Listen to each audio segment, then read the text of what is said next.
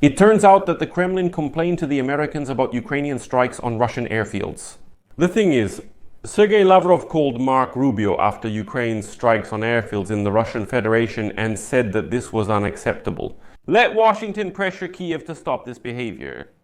In addition, American media have now started writing that the drone strikes before the peace talks in Istanbul have put Donald Trump's authority at risk. He can't just walk out of the negotiations now, or he will face huge reputational risks.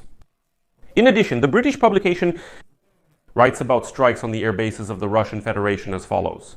Trump was wrong in thinking that Ukraine doesn't have maps. Well, and further, the publication writes that Russia will no longer be able to use the Tu-95 or Tu-22 for long-range strikes on Ukrainian civilian cities.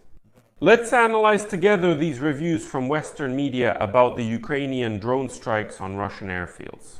And the key thing we'll discuss is how Lavrov complained to Mark Rubio about Ukraine's attack on Russian territory.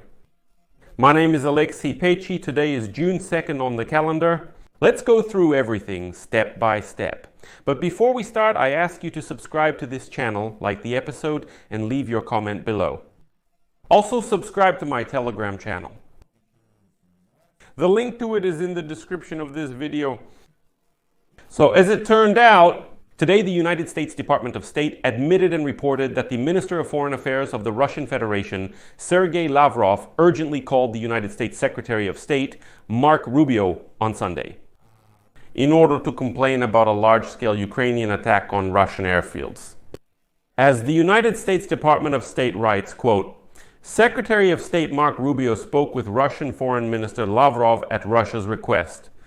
Secretary Rubio repeated President Trump's call for continued direct negotiations between Russia and Ukraine to achieve lasting peace. At the same time, Russian media reported that Lavrov and Rubio discussed prospects for resolving the war in Ukraine and the Russian-Ukrainian negotiations scheduled for today.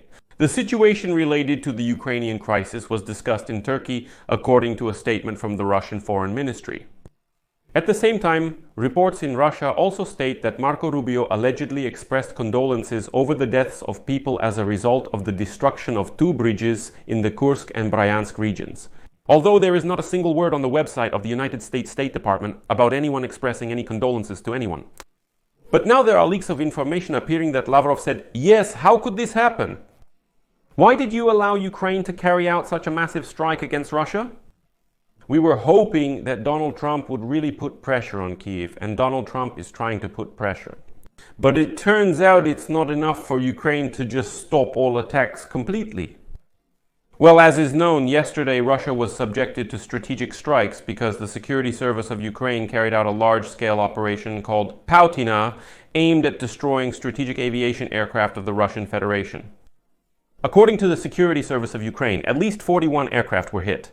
I want to stress that destroyed and damaged aircraft are distinct concepts. The occupiers' losses are estimated at more than $7 billion. We're talking about Tu-160, Tu-22, and Tu-95 aircraft. In addition, on the night of June 1st, road bridges collapsed in Bryansk and Kursk regions. In the first case, the debris fell onto a passenger train that was passing underneath at that moment. And now Russians claim that Marco Rubio allegedly expressed condolences regarding the collapse of these bridges. But what's interesting here is how American media are now reacting to these strikes, and not only from the Ukrainian side, but also from the Russian side. And now the publication writes that drone strikes before peaceful negotiations have put Donald Trump's authority at risk. And now the publication reminds everyone who writes in my comments about how now a response will come from Russians, that this shouldn't have been done. The publication reminds that on Saturday night, Russia launched its largest drone attack on Ukraine since the start of the full-scale war. At that time, Russia used 472 drones. On Sunday, as a result of a Russian missile strike, at least 12 Ukrainian soldiers were killed and more than 60 were wounded at the training ground.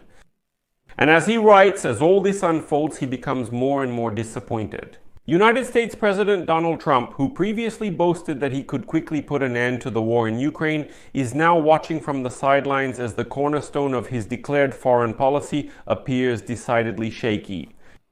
Neither his pressure on the Ukrainian leader, whom Trump criticized in the Oval Office, nor his recent criticism of the Kremlin government seem to have brought both sides any closer to a peace agreement. It is noted that Trump still has powerful levers he can use if he wants to. For example, the introduction of new tough sanctions, such as those supported by an overwhelming majority in the United States Senate. It could also be an adjustment of United States military aid in such a way that it would sharply increase the costs of continuing hostilities. The measures may not be decisive, but they will send a signal of the United States of America's commitment.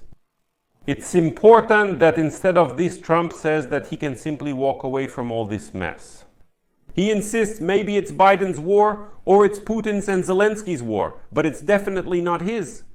And the article says, but to walk away, and it's not clear what that means, from the perspective of United States policy may no longer be an option, at least not to walk away unscathed.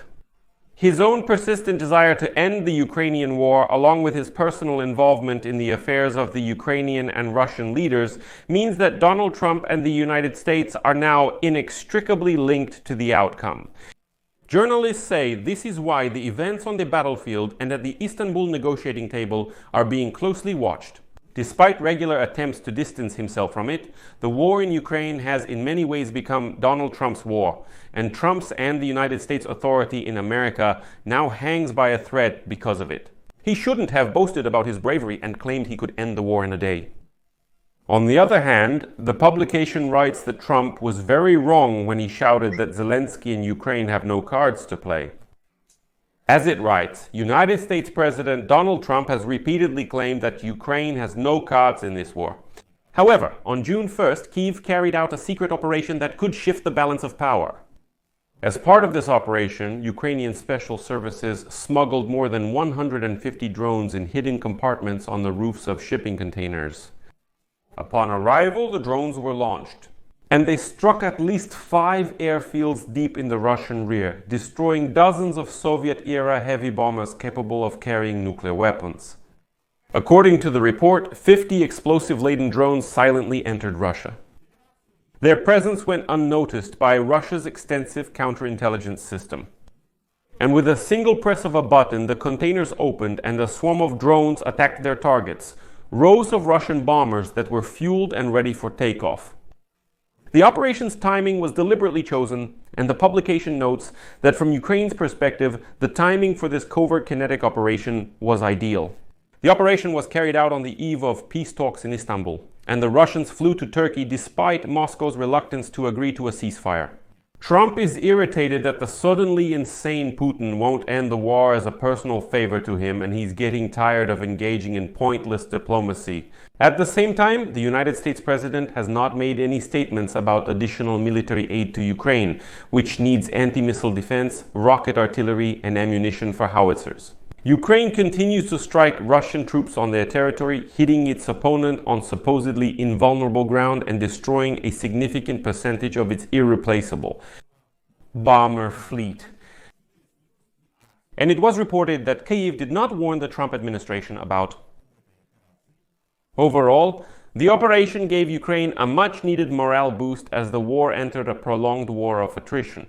It could also strengthen support for Ukraine among pro-Ukrainian Republicans. The United States, increasingly concerned about the uncertainty of the Trump administration, adds, "This operation demonstrated that Ukraine is still fighting, no matter how grim the statements coming from the White House may be." At the same time, it is noted that Ukraine's drone actions unsettled Trump, as well as Putin. According to sources, Tulsi Gabbard is the Director of National Intelligence under Trump. He is considering the possibility of replacing the president's daily briefings with video segments similar to those conducted by, in a desperate attempt to make the United States Commander-in-Chief stick to his national security responsibilities. And at the end of the episode, I'll add the information you asked me about on my Telegram channel.